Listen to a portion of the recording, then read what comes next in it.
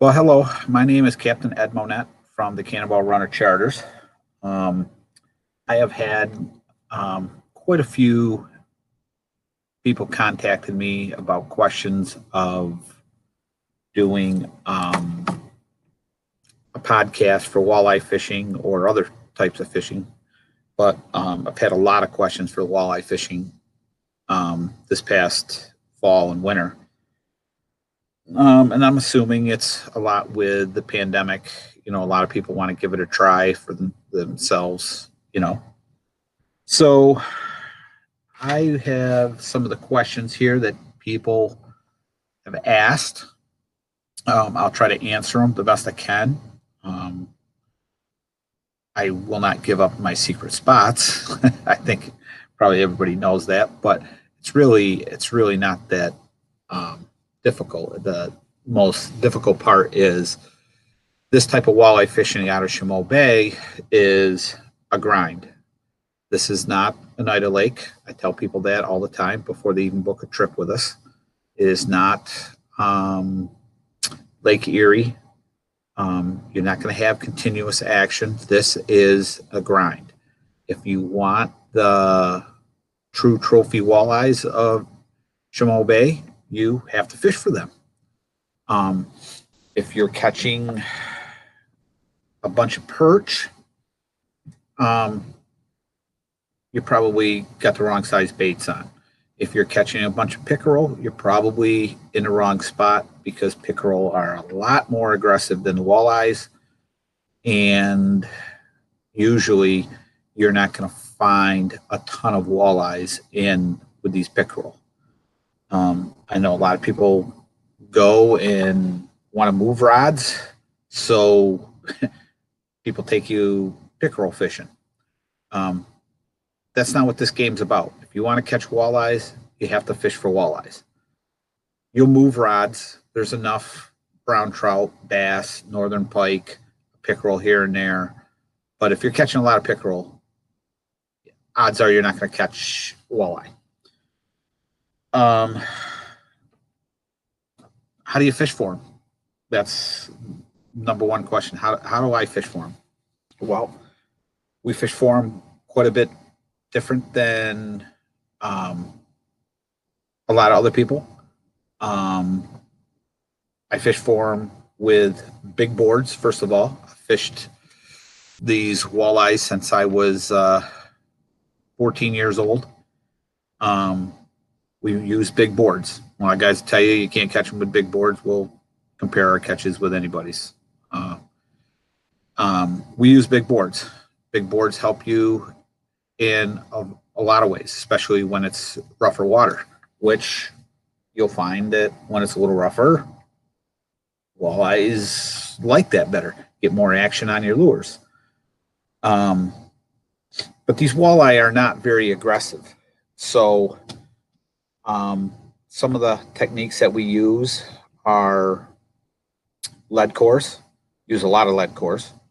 We'll use some short coppers, some short wire, torpedo wire. We'll use slide divers. We'll use downriggers. Rarely do we run a lot of flat lines. Rarely do we run any just mono. So that's the way we run it. We have over the years changed. Back in the 80s, yep, we used to run a lot of lead core, or back in the 80s, I should say, we used a lot of mono and we would add weight to it. Or we ran mono with a lot of deep diving plugs. I use no deep diving plugs. They're all shallow. I use Michigan Stinger spoons, and that's it. Um, plugs that I use. Um, plugs that I use. We use reef runners. We use Smith Wicks. Um, as I told you, we use Michigan Stinger spoons. The plugs, they're big. I use a 700 series of reef runners. Smithwick, I use big Smithwicks, but I use the floating Smithwicks, not the suspending. I want to know with my lead cores and my copper or wire setups, I want to know exactly where those lures are. When you're adding weight, you're not knowing exactly where you are. Currents change, everything. I played the weight game for many years, so you know we know exactly where everything is in the water. So that being said, with the lures, um, it's pretty basic. You don't need a big, huge arsenal if you're just starting out. Um, like I said, you get the floaters. Um, you want to basically have two solid colors of plugs, and those colors are going to be black and blue. Black silver, blue silver, black gold, black silver orange, blue silver orange. Um, we'll throw in a green now and then. We don't get really crazy with plugs and colors. Um, Once in a while, we'll throw in a purple, when different sun conditions. But for the most part, if you're just starting out, those are the colors that you need. Now, we get a little different when we go to some of our Michigan Stingers. Michigan Stingers, we use a lot of stuff like chicken wing, glow lures. The actual Cannonball spoon works really well for walleyes too. Um, we will tell you that perch um, will work. Your black and silver tuxedo, your emerald shiner. A lot of these will work if you're using the spoons off the riggers. Now, everything has its day. There are years that we'll catch more off um, riggers than we will anything else. Um, and a lot of guys know this. A lot of guys that are friends of mine up there, they know the different stuff and different techniques that we're using. Some of them choose not to use it. They got their own methods. Um, but they know that we're running riggers and they know we're running big boards. So we can have a big spread out there and run controlled depths, and you can do it in 3 and 4 footers, and you know right where everything is. Now, one of the other questions is speed. What do you run for speed? These walleyes, they're lazy. You won't hardly know that they're biting. You'll see them because the line would just pull back and you'll see weight. Seldom do these fish snap a rigger line, or seldom do they pull one off the board for us. They'll pull the line back. We'll see it. That's usually when we know they're walleyes. When we get in a lot of knockoffs and stuff, you probably find out when we land them they're bass or pike or brown trout or an occasional lake trout. Um, so some of the places that we go are ledges. Ledges, ledges, ledges. That's what I'll tell you. Long ledges, go the length of the ledge, go across the ledge. We do a lot of working. If we're catching walleye and we see the walleye, or even if we're not and we see them, if they're suspended, we know we can catch them. If they're on the bottom, we mark them, we come back. We want to see them suspended.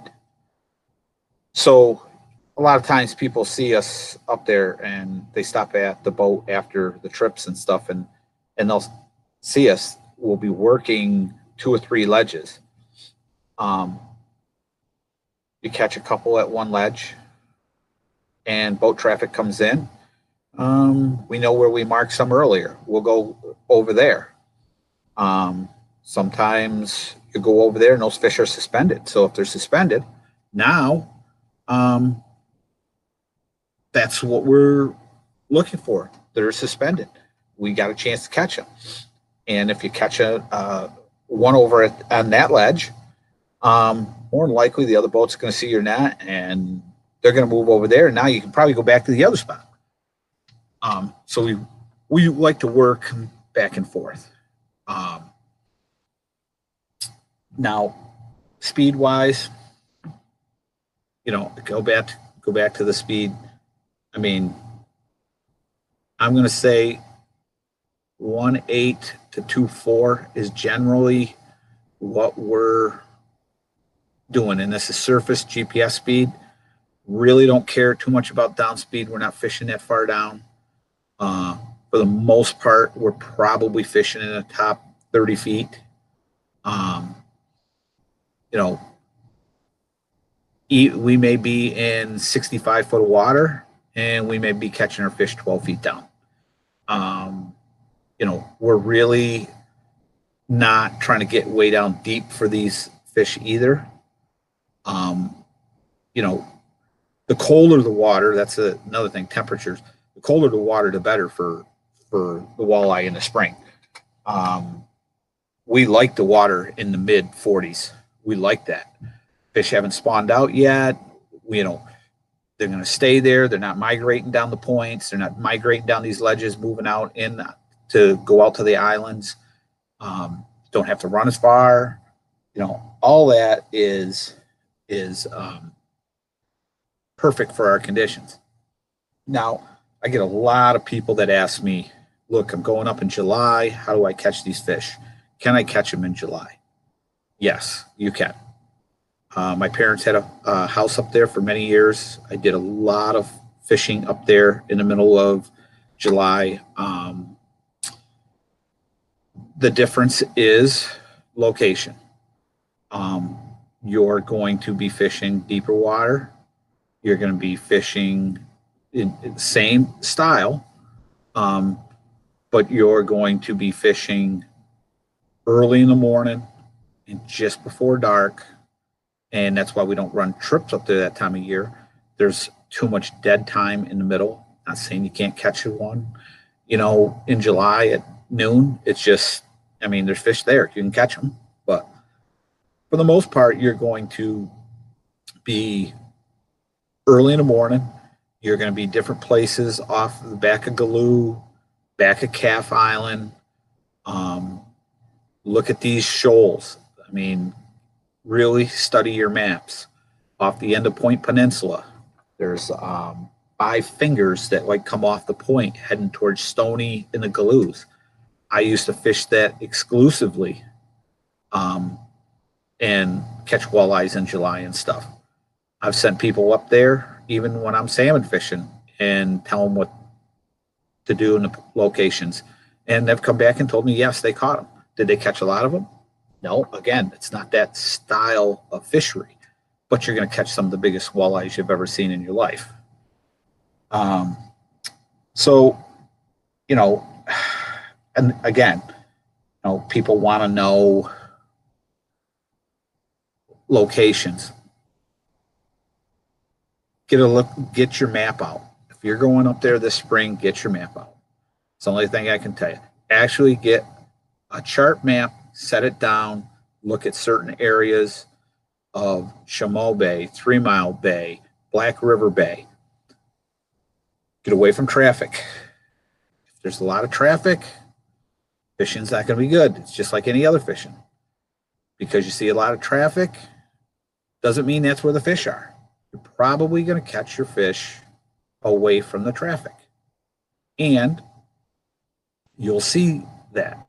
When you see guys that are trolling up a long peninsula and they're on a 6 or 7 mile troll,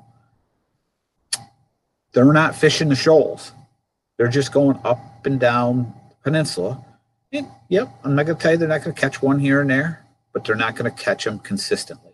Consistently is when you find those fish off these shoals, these fish will stay on those shoals until they move out, whether that's where they're going to lay their eggs, whether that's where they're waiting to fill back up because they've already laid their eggs.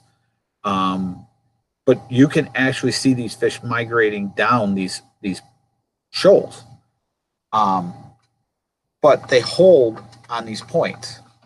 There's certain points that we go to every year, and every year on these points, we find these walleyes.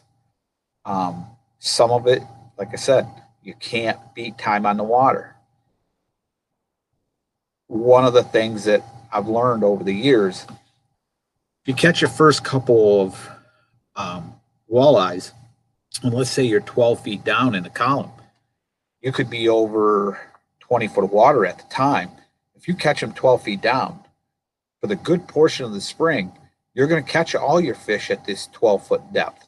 You might be 12 feet down over 60 foot of water. You might be 12 feet down over 14 foot of water. But for whatever reason, these fish hang at that same depth, and that depth changes year to year. Can't tell you why. Can't tell you if it's currents. I can't tell you if it's just temperature. But for whatever reason, if you catch them at 16 feet, 16 feet seems to be the magic number. Now, do we still catch fish at 25 feet? Do we still catch fish at 12 feet, 10 feet? Yes, we do. But 70, 80% of our fish will be at that 16-foot depth. A lot of guys go out there every day, and they're going to say, well, we got to start over. You know, I know last year I caught them here, and we were in 12 foot of water. Last year we caught them here, and we were 20 foot down. Every year you can throw that out the window. The things that are going to be consistent with you there are going to be the points, the ledges, and the color of lures that you're using. Does not vary very much. We do not change like we do when we're salmon fishing. I will tell you, it is a grind. This type of walleye fishing will make you a better fisherman. I tell people that all the time. What's made us a good fisherman is walleye fishing. You're used to grinding for bites. You're used to trying to change locations, try to get fish to bite. It's not an aggressive bite. You're trying to get fish to bite. You're going to change it in angles. You're going to change everything that you can imagine if you see fish that are suspended. Go north, go south, go northwest, go southeast. These fish are there and they are going to bite. That's why they're suspended. Are they going to bite while you're fishing? That's going to be up to you.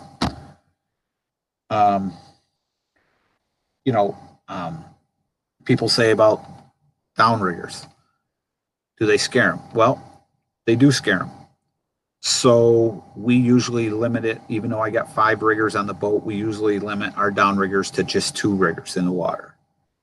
The one good part about our riggers are if you catch or hook into a walleye on a downrigger, we probably have the highest landing percentage because they're hitting Michigan stingers and they will actually engulf the whole spoon. When we catch them off boards, you're using trebles. Like I said, walleye are not aggressive, so they will hook themselves usually on the back hook only, and it will not be very deep. So with clients, we lose a lot near the back of the boat because when they see this monster come up from the deep, especially if they're walleye guys, they're used to seeing a 18, 19, 20-inch walleye come up, and then when they see when it's 3 feet, they don't normally have the same reaction as what they do when they're on a night of lake or some other place. So if you give any ounce of slack, it will be gone. Well, those are the main questions that I usually get. We're trying this out to see what reaction we get in case people want podcasts, whether it's walleyes, whether it's brown trout, salmon fishing. whatever. We can get into other specifics if people want about terminal tackle. We can get into knots. We can get into any of that if that's what you choose. I'd like to thank everybody that sponsors me all the time. That's how we're able to do a lot of the experimentation that we do. Again, if you see us up in Chaumont on the water, you see us when we're back at the dock. I know it's tough because we do a lot of doubles while we're up there. If you see us back at the dock, stop in, ask if you got other questions. We help people up there all the time. We try to help people as much as we can. It is tough because we're also running a business ourselves to where, like I said, the fishing are spooky fish. So, we're not going to probably tell you exactly where we're at. We'll tell you what we're doing. We'll tell you where we're using. We'll tell you what our best line is, whether it's a number 3 lead core, whether it's a 200-foot copper, 200-foot wire. We'll tell you what that is. We'll tell you if it's a rigger, and that's another thing when we find depths like we were talking about, and it's not for rigger. If it's 15 foot down, every day we got a rigger 15 foot down. We'll experiment with the other rigger. The other rigger will take fish, at 10 feet or 18 feet, but that 15-foot rigger will probably be the one to take most of the rigger fish. Again, we're hoping this was helpful for you. I'm Captain Ed Monette from the Cannonball. Something new that we're trying. Give us some feedback. Let us know if you like it, and we'll go from there. Thank you, guys. Hopefully I helped you, and we'll go from there.